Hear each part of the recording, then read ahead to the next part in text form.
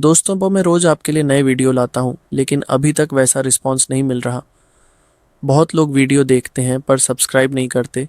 आपका एक छोटा सा लाइक, सब्सक्राइब या कमेंट मेरे लिए बहुत बड़ी मोटिवेशन है। अगर वीडियो अच्छा लगे तो साथ ज़रूर दीजिए, और अगर कुछ अच्छा ना लगे तो कमेंट में बताइए, मैं ज़रूर सुधार करूँगा। आपका सपोर्ट ही मेरी ताकत है। तो चलिए शुरू करते हैं आज का एपिसोड। जोफान का चेहरा जैसे ही चौंका, पास खड़ा गार्ड भी उसकी तरफ देखने लगा, लेकिन सामने से बर्फीले तूफान में वो गाड़ी तेजी से गुजर गई और उसकी परछाई पलक झपकते ही गायब हो गई। कुछ हुआ सर? जोफान ने हल्का सा सिर झटकते हुए कहा। नहीं, कुछ नहीं, बस जानी पहचानी सी लग रही थी। थोड़ा माथा सिकोड़ते हुए उसने खुद से ही बुदबुदाया, लेकिन याद नहीं आ रहा कि कहाँ देखी थी। ये सुनकर बैली यूयू की आंखों में एक शरारती चमक आ गई। हुम्फ, याद नहीं आ रहा? तो क्या वो कोई स्पेशल पुराना रिश्ता था? जोफान ने चौंक कर उसकी तरफ देखा। बैली यूयू ने और मज़ा लिया।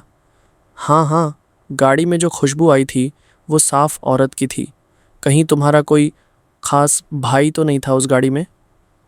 पूरी गाड़ी में एक हल्की सी हंसी फैल गई। सबने सिर झुकाया ज़रूर, लेकिन होठों पर मुस्कान छुपी नहीं। जोफान की भौहें थोड़ी और सिकुड़ी। औरत?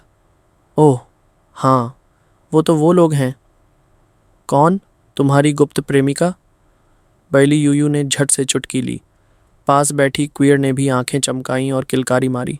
इन दिनों बैली यूयू का किसी से खास मेल नहीं था, सिवाय इस छोटी सी लड़की क्वीर के।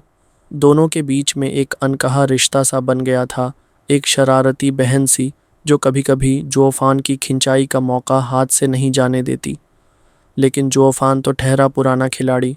उसने मुस्कुराते हुए गहरी सांस ली और बोला, पिछली बार जब तीसरे बेटे को जख्मी किया गया था, उसी लड़की ने अपनी गाड़ी से आकर उसकी जान बचाई थी।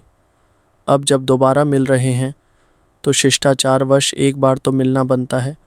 अगर उनके किसी काम आ सके तो मैं उस एहसान का कर्ज उतार सकूं, वरना फिर से एक एहसान और जुड़ जाएगा। ये बोझ भारी हो जाता है। बैली यूयू थोड़ा चौंकी। उसके लिए ये सब अलग ही था।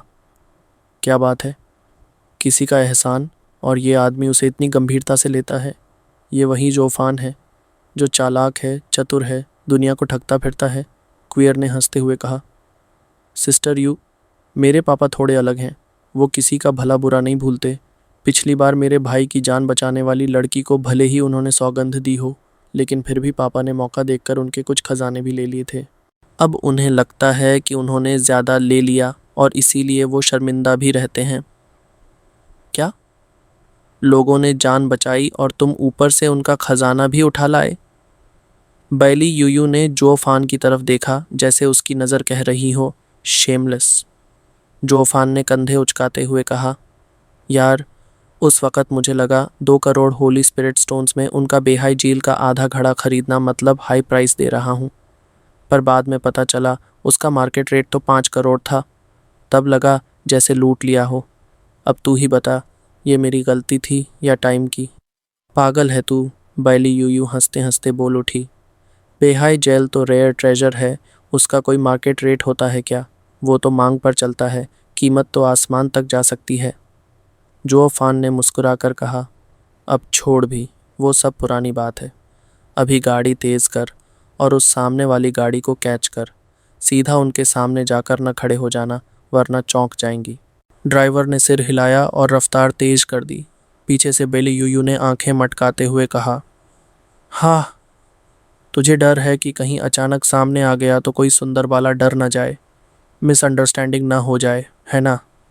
अरे भाई, तू तो बड़ा ही दोधारी तलवार है, एक तरफ मुस्कान, दूसरी तरफ चालाकी। अब समझ नहीं आता तू असल में सही है या बुरा। टियनमो माउंटेन में डीमन शब्द है, लेकिन तू असल में है क्या? जोफान की आंखों में एक ठंडी सी मुस्कान तैर गई। शायद मैं दोनों हूँ। सफ़ेद बर्फ से ढके संसार में समय जैसे थम सा गया था। जोफान को साफ समझ था कि बैली यूयू तियानमो माउंटेन की गहराइयों का पता लगाने आई है, मगर वो उसका खेल समझ चुका था, इसलिए बस एक रहस्यमयी मुस्कान दी और फिर बेरुखी से मुंह फेर लिया। बैली यूयू का चेहरा उतर गया। उसकी आदत थी कोई उसकी उपेक्षा करे और वो चुप रहे। नामुमकिन। मुंह खोलने ही वाली थी कि सिस्टर यू उदास मत हो, जब आप हंसती हैं तो बहुत सुंदर लगती हैं। छोटे से हाथ से छाओयर ने उसका गाल हल्के से छूते हुए कहा, मासूमियत से मुस्कुराते हुए। हाँ हाँ हाँ, सही कह रही हैं मिस क्वियर। जब लेंग्यू सोड किंग मुस्कुराती हैं तो लगता है जैसे बर्फीली हवा में भी वसंत आ गया हो। पीछे से एक गार्ड ने भी हंसते हुए तंज कसा। इन कुछ दिनों में जो फान की मौजूदगी ने बैली यूयू की तलखी कुछ कम कर दी थी। अब लोग उससे उतने डरते नहीं थे। चेहरा लाल हो गया, गुस्से में उसकी आंखें चमक उठीं। बहुत हिम्मत है, दोबारा कहाँ तो जुबान काट दूंगी। गार्ड ने सिर झुकाया, कांपते हुए चुप रहा। बैली यूयू ने चारों ओर देखा। सबकी नज़रों में एक अजीब सी शरारत थी। उसकी बेचैनी बढ़ती जा रही थी। चीक्स और भी गुलाबी हो गए, लेकिन जैसे ही क्वेर की मासूम मुस्कान नजर आई, वो ठंडी तलवार भी पिघलने लगी। एक हल्की मुस्कान उसके चेहरे पर छा गई। बहुत दिनों बाद दिल से आई मुस्कान। वो थी कोल्ड रेन सॉर्ड किंग, 9 महान सॉर्ड किंग्स में से एक। निर्दयी, तीखी, निष्ठुर, पर कहते हैं ना, उसकी मुस्कान वार्म रेन जैसी थी।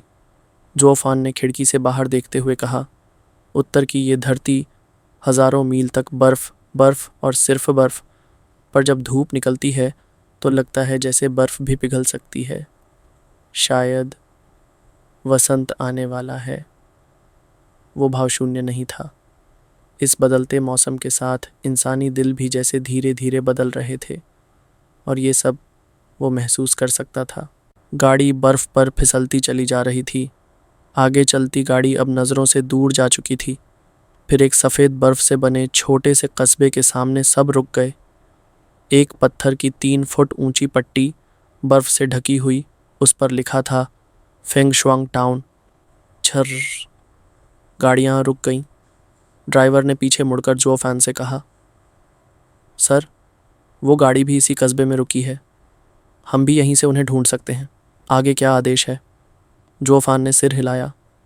तुम लोग लेंग्यू सोड किंग के लिए टोकन की व्यवस्था करो। मैं खुद जाकर उस गाड़ी को ढूंढ लूँगा। सब लोग कस्बे के बाहर मिलेंगे। फिर बैली यूयू की तरफ देखा। तुम्हारा सोल फ्लक्चुएशन वाला जेड दो, ताकि टोकन बन सके।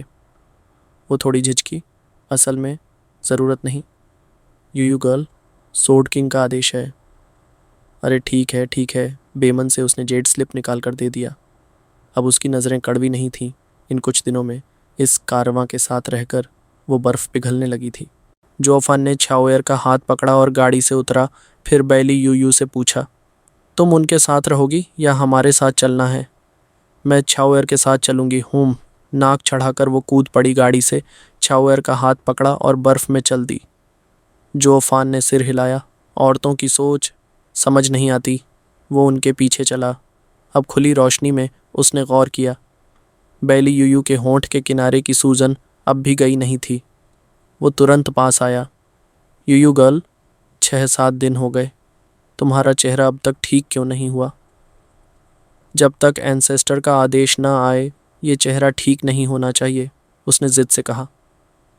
जोफान ने लंबी सांस ली और हंसते हुए कहा, लेकिन अब तुम मेरी कमान के नीचे हो, तुम्हारे साथ चलती हो।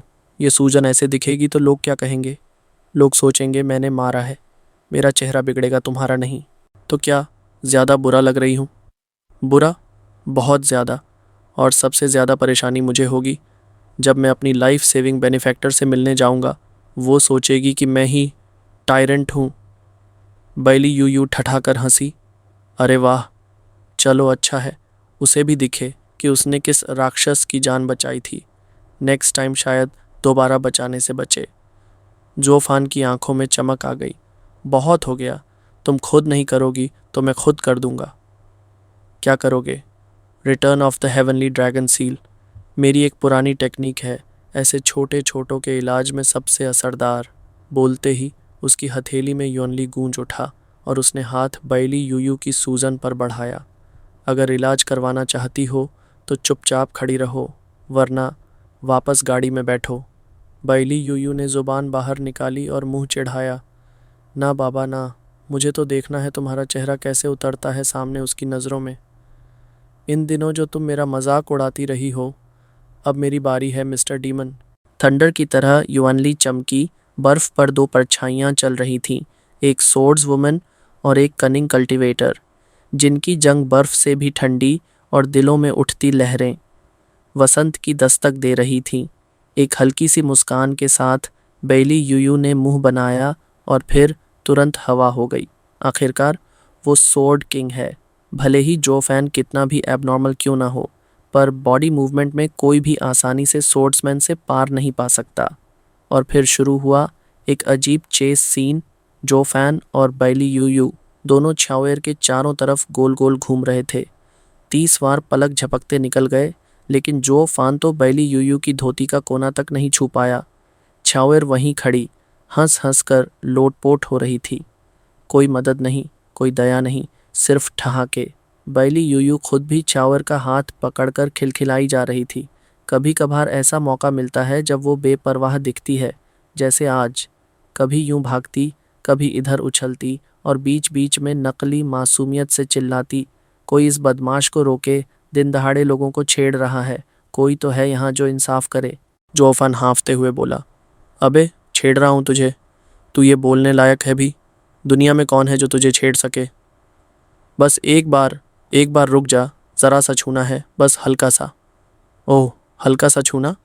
तो अब ये फ्लर्टिंग नहीं हुआ? और तभी एक ठंडी सख्त आवाज़ हवा में गूंज गई, इतना शोर किस लिए? सारा नज़ारा जैसे जम गया। हंसी, भागना, शरारत, सब रुक गया।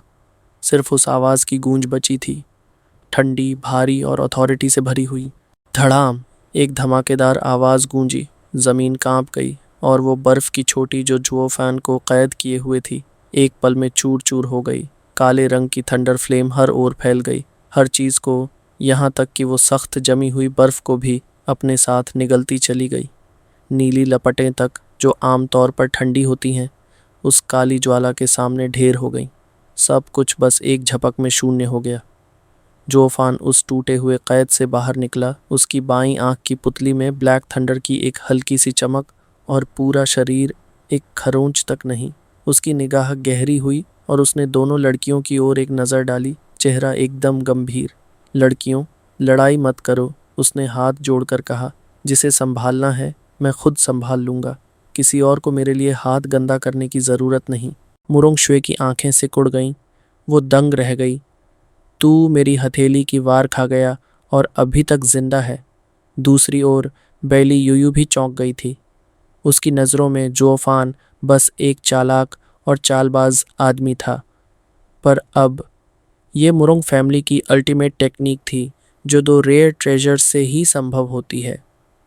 एक है बेहाई की 1000 साल पुरानी बर्फ़ की क्रिस्टल, जो किसी भी चीज़ से नहीं टूटती, और दूसरा है नंजू की गर्म जलधारा, जो ठंड का सिर कुचल देती है। इन दोनों का संगम मतलब water with in fire, fire with in water. एक बार वार हो जाए तो शरीर में ठंड घुस जाती है, नसें सूख जाती हैं और फिर आग अंदर से सब कुछ जला देती है। कोई भी बच नहीं सकता। लेकिन तू? जोफान ने आंखें तरेरी। मैं कोई भी नहीं हूँ। और फिर उसने मुरोंगजुए की तरफ देखा, थोड़ा झुकते हुए बोला, मुरोंग गर्ल, मुझे नहीं पता था कि तुम नानजू की मुरोंग फैमिली की नोबल डॉटर हो। हर दिन अपने भाई की मदद में रहकर शायद काम करने की आदत नहीं रही होगी, पर तुमने मेरी जान बचाई थी, ये एहसान मैं कभी नहीं भूलूंगा और वक्त आने पर चुकाऊंगा भी। क्वीर और बेली यूयू की ओर देखता है। चलो निकलते हैं। वो बिना एक शब्द और कहे मुड़ा और जाने लगा, मानो किसी तरह मुरोंग शुए से दूरी बनाना चाहता हो। सोचा ऐसे ही निकल जाओगे, इतना आसान नहीं है। मुरोंग शुए दहाड़ी, ज़मीन पर पांव मारा और पल भर में जोफान की पीठ पर हमला किया। हवा में बर्फीली तलवार सी धार, ठंडी लहरें और झार जैसी तीव्रता। जोफान ने फौरन पलटी मारी, चिलिन आर्म लाल हो गई और सीधे उसकी जेड पाम से टकरा गया। धड़ाम, दोनों पीछे फिसले। मुरोंग शुए 5-6 कदम पीछे हटी, जोफान 4-5 कदम, पर कोई गिरा नहीं। ये एकदम साफ था, दोनों बराबरी पर थे। बेली यूयू की पलकें फड़कीं। वो सोच रही थी कि पहले जोफान ने कोई ट्रिक लगाई होगी, पर अब ये असली मुकाबला था। और फिर भी बराबर। ट्रिपल स्टेज कल्टीवेटर, उसने बुदबुदाया। फिर भी ये बराबरी पर कैसे आ सकता है? या फिर ये अपनी रियल कल्टीवेशन छुपा रहा है? अब वो बस चुपचाप देख रही थी। उसके चेहरे पर एक सवाल था, जोफान, तू आखिर है कौन? क्वियर, जो आम तौर पर जोफान की आज्ञा के बिना कभी भी उंगली नहीं हिलाती, अब भी चुप थी, जैसे उसे भी अंदाज़ा हो ये कोई आम स्थिति नहीं। दूसरी तरफ मुरोंगशुए की सेविका घबरा गई। मिस, कहती हुई दौड़ी, पर मुरोंगशुए ने सिर्फ हाथ उठाकर इशारा किया। मैं ठीक हूँ। उसकी नज़रें अब भी जोफान पर टिकी थीं और उस किलिन आम पर, जहाँ अब हल्की सी बर्फ की परत जमने लगी थी। बहुत हल्की, पर दिख रही थी। जो फैन की पलकों ने जैसे एक पल को थकावट जताई, पर अगले ही पल उसने धीरे धीरे अपना बर्फ से जमी हुई दाईं बांह उठाई। सामने खड़ी लड़की मुस्कुरा दी और बोली, लगता है लड़की अब तक यही सोच रही है कि उसकी वो पल्म ने मुझे कुछ चोट पहुंचाई है। हा हा हा, अफसोस, थोड़ा गलत अंदाज़ा हो गया। मेरी ये बाम ठंड और गर्मी दोनों से बेअसर है। तुम्हारा ये आइस हार्ट एंड फ्लेम्स वाला हमला, इसमें तो ज़रा सी भी सेंध नहीं मार पाया। उसने जैसे ही अपनी बाँह को झटका, क्लैटर की आवाज़ के साथ सारी बर्फ चटक कर ज़मीन पर गिर पड़ी। उसकी चमकती हुई सुर्ख सुर्ख बाँह ऐसे चमक रही थी जैसे कोई जेड, और उस पर ज़रा सा भी नुकसान नहीं दिख रहा था।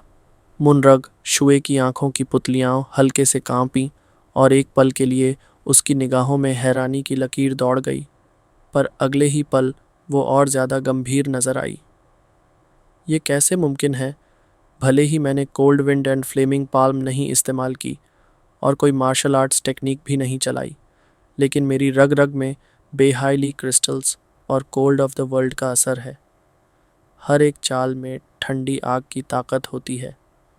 किसी पर भी हाथ रख दो, चाहे वो मुझसे ताकतवर क्यों ना हो, ठंडी लपटें उनकी नसों में उतर ही जाती हैं और सारी स्पिरिचुअल वेन्स जाम कर देती हैं।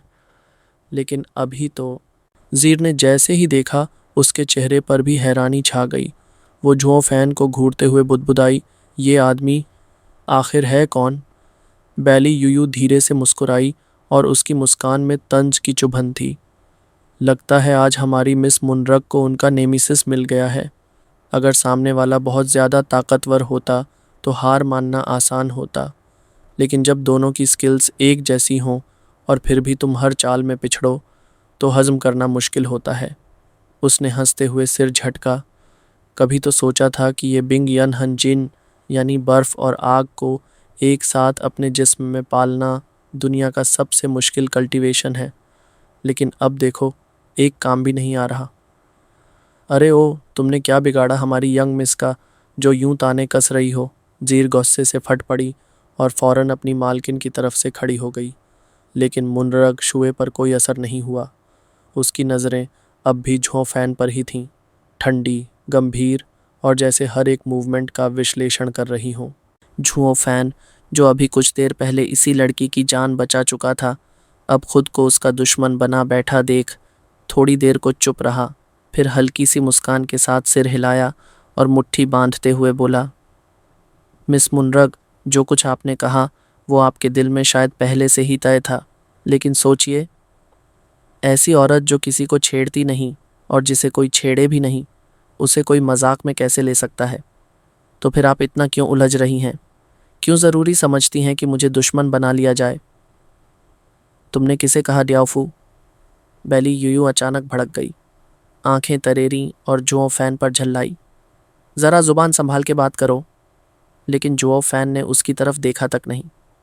उसकी नज़र अब भी मुनरग शुए के चेहरे पर टिकी हुई थी, पर अफसोस, उस नज़रों में अभी भी वही नफ़रत थी। किसी भी हालत में वो झुकने को तैयार नहीं लग रही थी। लड़कियों को बहकाना बहुत बुरा है, पर इसकी सज़ा मौत तो नहीं होती। मैं कोई इतनी संकीर्ण सोच वाली नहीं हूँ, उसने कहा। आवाज़ भले ही शांत थी, पर उसके शब्दों में बर्फ़ जैसी ठंड थी। पर वो लड़की तो अब तक तुम्हारे पीछे पड़ी है। जोंगजो के लाखों बेकसूरों की आत्माएं, वो सब तुम्हारी वजह से भटक रही हैं। ये मामला मैं ऐसे नहीं छोड़ सकती। उसकी आंखें सिकुड़ गईं और उनमें से मर्डरस इंटेंट टपकने लगी। जुओ फैन के माथे पर एक अजीब सी शिकन उभरी। जोंगजो, लड़की तो नंजू से है ना? फिर जोंगजो की लड़ाई का बोझ उठाना। भले ही मैं जोंगजो का दुश्मन हूँ, लेकिन तुम क्यों उनकी लड़ाई अपने सिर ले रही हो? अगर बात अलायंस की है या किसी पुराने हिसाब की, तब भी ज़रा सोचो। मैं तो तुम्हारी तरफ ही हूँ। मैं तुम्हारे दुश्मनों से लड़ रहा हूँ। दुश्मन तो बैटलफील्ड में मिलने चाहिए और निशाना भी जोंगजो के डिग्निटरीज थे, लेकिन तुमने इसमें हाइचुआन चेंबर ऑफ कॉमर्स को क्यों घसीटा, उन्हें स्केपगोट बना दिया और ख़ुद भाग निकले? तुम्हारी ये चालबाजियाँ, क्या इन्हें ऐसे ही जाने दिया जा सकता है? ओह, तो तुम उनके लिए? झुओ फैन हंस पड़ा, एक ठंडी सी हंसी। लड़की का दिल तो बड़ा खाली है। हाँ, जिन लोगों से तुम्हारा कुछ लेना देना नहीं, उनके लिए तुम मेरी जान की दुश्मन बन गई हो। लेकिन सोचो ज़रा, क्या वो सच में मेरे लोग थे? अपनी ही लालच में डूबे हुए थे वो।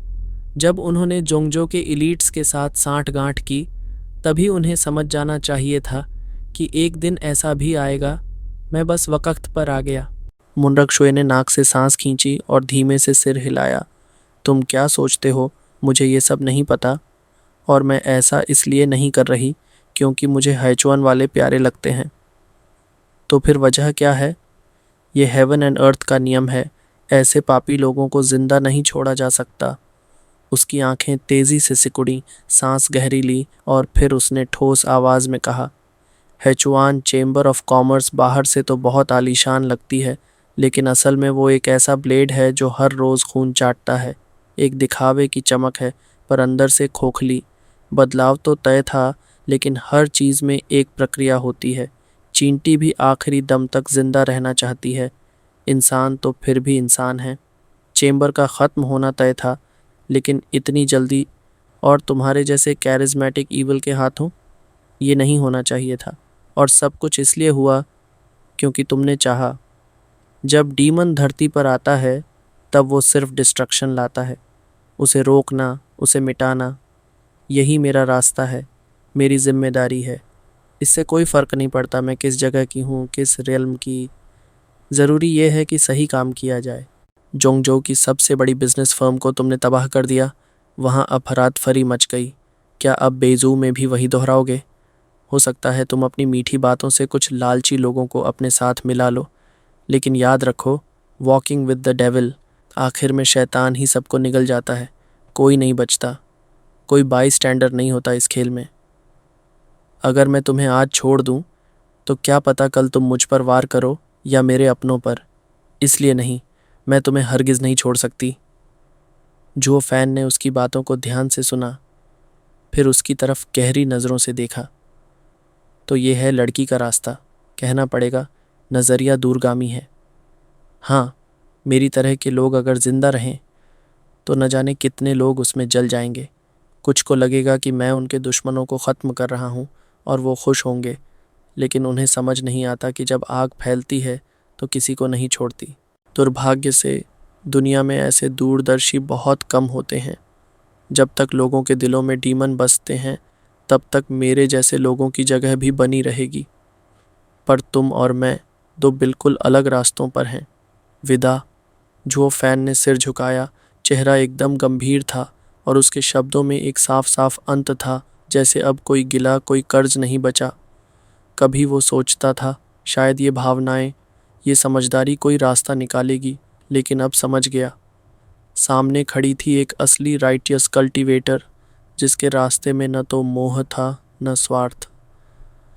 और एक सच्चा सोड किंग अगर इच्छा से परे हो जाए, तो फिर उसका वार भी बिना हिचक आता है। जुओ फैन की कमर धीरे धीरे सीधी हो रही थी। उसकी आंखों में एक गहराई थी, एक ऐसा ठहराव जिससे मुनरक शुए के दिल में अनजाना सा हलचल हुआ। वो कुछ पल के लिए ठिठकी, मानो कुछ महसूस किया हो। उसे जुओ फैन की सच्चाई महसूस हो रही थी। वो झूठा नहीं था।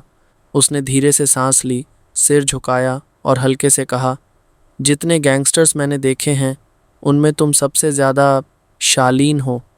नहीं, कहना चाहिए सबसे ज़्यादा ग्लोरियस। असल में जब मैंने उस दिन गाड़ी में तुम्हारी जान बचाई थी, तभी मैंने कहा था, अगर तुम बुराई छोड़कर सही रास्ते पर लौट आओ तो शायद। नामुमकिन। उसके पूरे वाक्य से पहले ही जुओ फैन ने शांत लेकिन सख्त लहजे में कहा, लड़की का रास्ता अलग है, राइचस, पवित्र। और मेरा रास्ता द डिमोनिक पाथ है।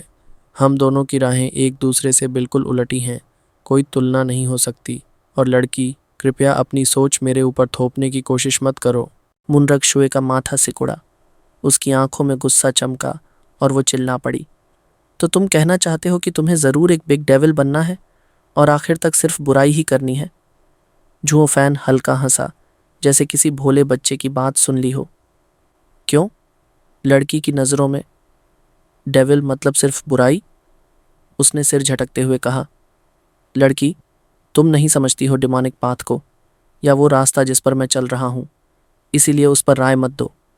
जानती हो, जब पानी बिल्कुल साफ हो तो उसमें मछलियाँ नहीं टिकती, और जब इंसान हर बात पर जांचा जाए तो उसका अस्तित्व ही मिट जाता है।